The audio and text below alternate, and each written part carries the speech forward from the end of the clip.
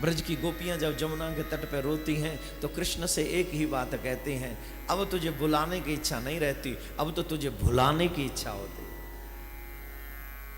क्या इच्छा है? तुझे भूलें कैसे? कोई ऐसी युक्ति हमें आ जाए जिससे हम तेरा नाम भूल जाएं, तेरी याद भूल जाएं। कभी भी हमारी जिह्वा पर तेरा नाम ना आए, ऐसा कुछ काम हो। हमें नहीं याद करना तेरा नाम। वो प्रसंग आपको मैं बार बार सुनाता हूं। एक गोपी बैठी थी वहां जमुना की बालू पे आंखें बंद करके। देवर्षि नारद पहुंचे। देवर्षि नारद ने पूछा, अरे गोपी क्या कर रही है? बोले कछु ना कर रही। अरे कछु तो कर रही है, क्या कर रही है बताना। बोले वह कारे कनुए भूलवे की कोशिश कर रही है। क्या कोशिश? बोले वह कारे कनुआ कृष्ण को भूलवे की कोशिश कर रहे हो। ये दुनिया वाले लोग बड़े बड़े योगी, ध्यानी, ज्ञानी, वैरागी, त्यागी, कोई घर छोड़ता है कृष्ण को पाने के लिए, कोई ध्यान धरता है कृष्ण को मनाने के लिए, कोई ज्ञान के द्वारा, कोई त्याग के द्वारा, कोई वैरागी के द्वारा, कोई भक्ति के द्वारा नाना प्रकार की कोशिशें करते हैं। किस लिए? बोले कृष्ण को पाने के लिए। और ये गोपी ध्यान काय के लिए धर रही है? कृष्ण को भूल जाने के लिए। सोचो, अरे तू भूलना क्यों चाह रही है? अरे बोले क्या करूं, रोटी बनाऊं तो वही ध्यान में आवे, धार काटवे जाऊं तो वही ध्यान में आवे, पति की सेवा करवे जाऊं तो वही ध्यान में आवे, बालकन को ध्यान करूं तो भी वही ध्यान में आवे, घर बाहर आंगन में जित देखूं तित ही वो ठाड़ो, कोई काम ही ना हो। रोटी बनाए जाऊं तो रोटी तवे पे पजट जाए, कोई चूल्हे में पजट जाए, धार निकाले जाऊं तो सबरो दूध व धरती में गिर जाए और कहीं और ही रहे ध्यान। यह है प्रेम की दशा। इसलिए गोपी कृष्ण से क्या मांगती है? कभी कभी कुछ ऐसा कर दो जिससे हम तुम्हें भूल जाएं, तुम्हारी याद ना आवे, हम तुम्हें भूल जाएं। ऐसा कुछ करो ना। क्या बोलेंगे? जोर से बोलना पड़े, और जोर से बोलना पड़े। रहा भी न जाए, कुछ कहा भी न जाए। यही स्थिति होती है प्रेम की, बड़ी विचित्र होती है। लेकिन प्रेमी हमेशा अपनी प्रियतम का भला ही चाहता है। आजकल के प्रेमी प्रेमी नहीं है, ये तो दुष्ट है, ये तो बदला लेने की भी कोशिश करते। तुम्हें देखना, ये प्रेमी थोड़ी, ये तो दुष्ट है। ये तो जानते भी नहीं प्रेम कहते किसको है। प्रेमी लूटते नहीं है, प्रेमी लूटते हैं। प्रेमी मिटाते नहीं, मिटते हैं। इतिहास भरा पड़ा है प्रेमियों का। चाहे आप जिनको जानते, हीर रांझा को ही ले लो, लैला मजनू को ले लो, किसी को भी ले लो, एक दूसरे को मिटाया नहीं, किसी के लिए मिट गए। प्रेम इसको कहते हैं। तो वही गोपियां जो कृष्ण को इतना प्रेम करती हैं, तो द्वारका में रहकर भी ये जगन्नाथ प्रभु ना गोपी प्रेम का ही स्वरूप है।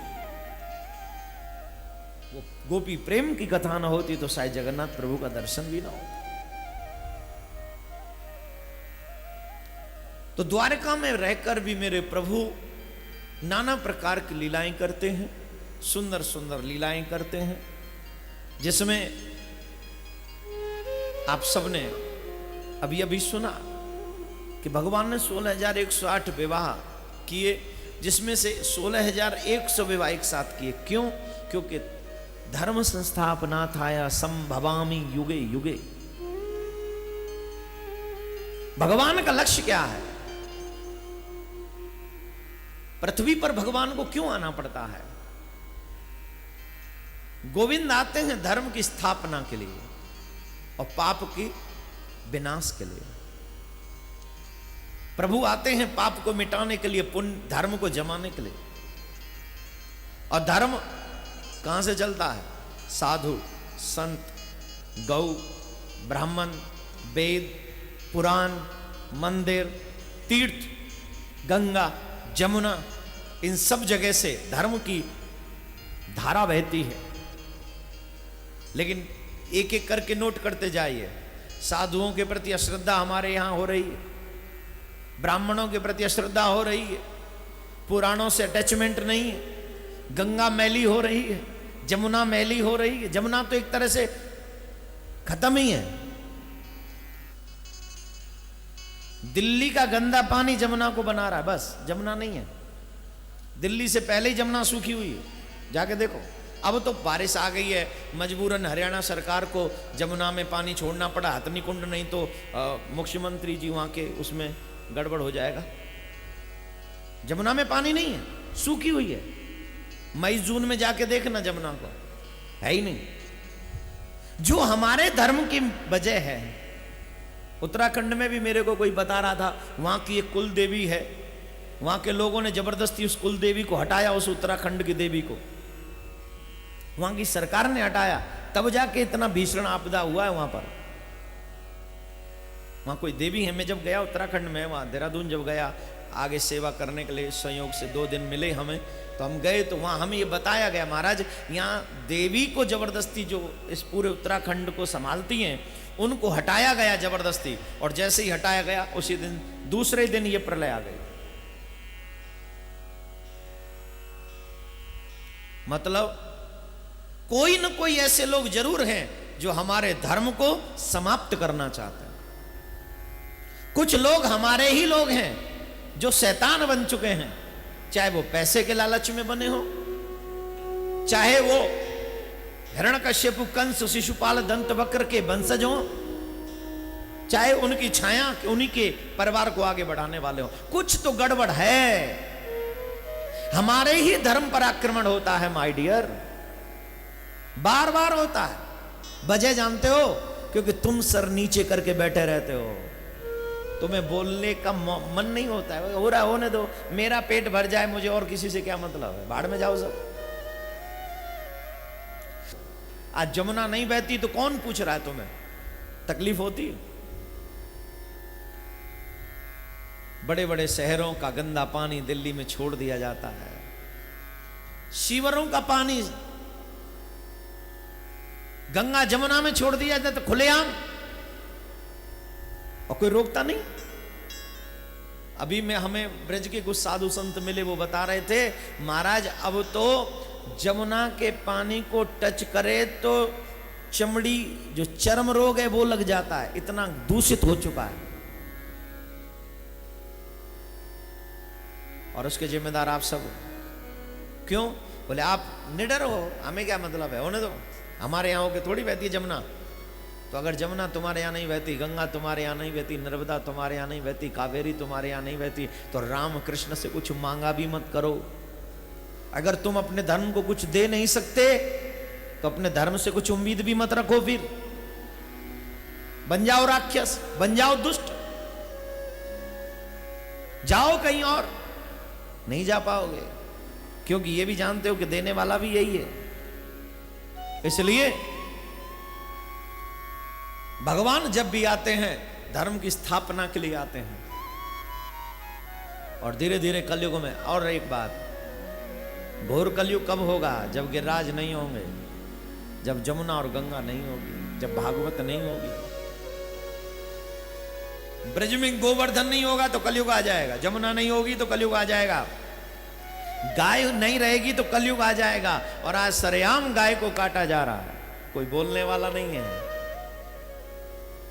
धिक्कार है इस कंट्री के लिए जिस कंट्री में मक्खी पालन तो हो सकता है लेकिन गौ पालन नहीं हो सकता। हमारी सरकार मक्खी पालन करना सिखाती है, मछली पालन करना सिखाती है, लेकिन गौ पालन नहीं सिखाती है। और बोले तो बोलिए बहुत बोलता है, इसको मार दो, मार दे, मरना तो है ही है, आज नहीं तो कल मरना।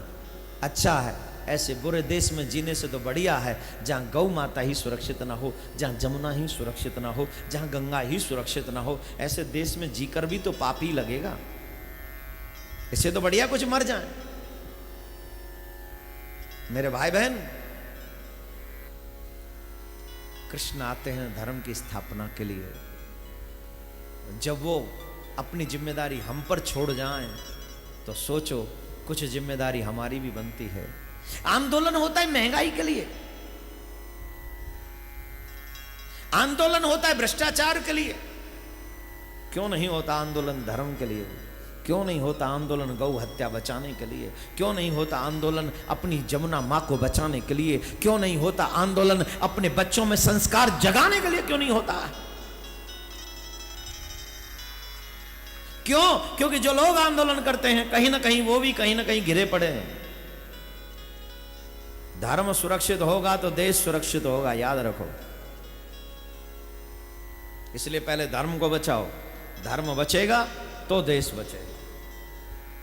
और इसलिए आप सबसे बार बार कहा जा रहा है, आओ अपने धर्म को बचाएं, अपने कृष्ण को, प्यारी गाय को बचाओ, जमुना को बचाओ, अपने बच्चों के संस्कारों को बचाओ।